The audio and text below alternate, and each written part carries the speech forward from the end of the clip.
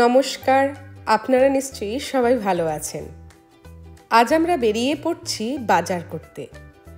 But আজকে একটা twist আছে, আমরা যাব বাজার করতে বাসে করে। এই সুযোগে আপনাদের দেখাবো এখানকার পাবলিক ট্রান্সপোর্ট সিস্টেম। আপনারা হয়তো সবাই জানেন, আমেরিকাতে বেশিরভাগ জায়গায় পার্সোনাল কার ছাড়া চলা ফেরা করা খুব টাফ। কিন্তু কিছু স্টেট, স্পেশালি নিউ ইয়র্ক আর নিউ জার্সিতে পাবলিক ট্রান্সপোর্ট মানে বাস আর মেট্রো অনেক ভালো, আর মানুষও বেশি সেটা ইউজ করে। কার নিয়ে বেরোলে পার্কিংয়ে ঝামেলা, কনজেশন আরও জমবে, আর পার্কিং চার্জও অনেক বেশি। তাই পাবলিক ট্রান্সপোর্ট ওখানে অনেক পপুলার। তাই নিউ ইয়র্ক নিউ জার্সিতে বাস সার্ভিসগুলো খুব টাইমলি, পুরো এরিয়া একটা নেটওয়ার্কের মতো কানেক্টেড। একবার বাসে আপনি উঠলেন, অনেক জায়গা চলে যেতে পারবেন। এরকম বাস সার্ভিস যদিও প্রত্যেকটা স্টেটে কিন্তু নেই, মানে আছে কিন্তু এত ভালো না। আমি ফ্লোরিডাতে থাকি, আর আমার লোকেশনের সিচুয়েশনটা একদম আলাদা। এক রুটে 1 ঘন্টাতে একটা মাত্র বাস চলে, আর উইকেন্ডে সেটা তো আর বললামই না।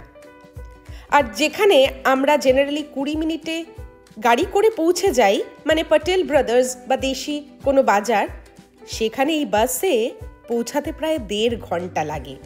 পুরো শহর ঘুরে ঘুরে যেতে হয়। এই দেখুন, কথা বলতে বলতে আমাদের বাস এসে গেছে। আজকে দেখাবো এখানকার বাস সার্ভিসটা কেমন।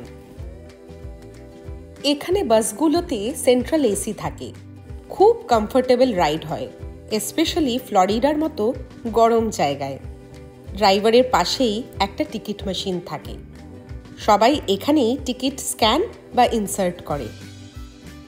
আমরা তো রোজ বাসে যাই না, তাই আজকে যেহেতু আমরা যাচ্ছি, অল ডে পাস নিয়েছি 2 অ্যাডাল্টস অ্যান্ড 2 কিডসের জন্য।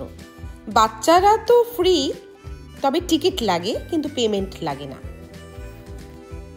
অনেকে রেগুলারলি বাসেই যাতায়াত করে, তাই জন্য তাদের কাছে মান্থলি পাস থাকে।